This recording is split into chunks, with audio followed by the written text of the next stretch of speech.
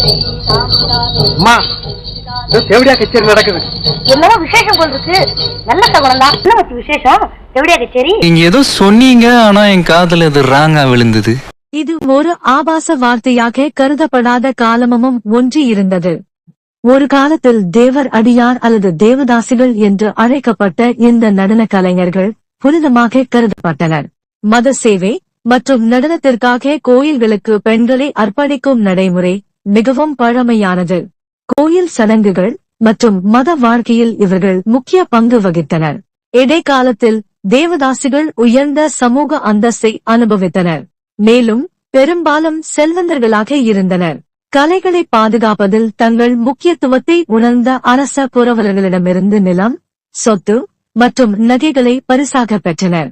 அவர்கள் கலைகளின் பாதுகாவலர்களாக காணப்பட்டனர், மேலும் அவர்களின் நிகழ்ச்சிகள் கோயில் சடங்குகளில் ஒருங்கிணைந்த பகுதியாக இருந்து வந்துள்ளது.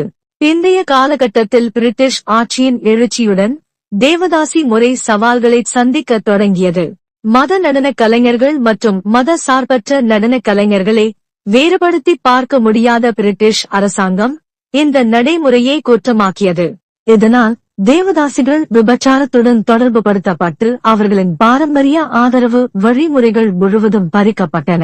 1934ஆம் ஆண்டு பம்பாய் தேவதாசி பாதுகாப்பு சட்டத்துடன் தொடங்கி 1947ஆம் ஆண்டு பிரிட்டிஷ் ஆட்சியின் போது தேவதாசி நடைமுறை இந்தியாவில் அதிகாரப்பூர்வமாக தடை செய்யப்பட்டது.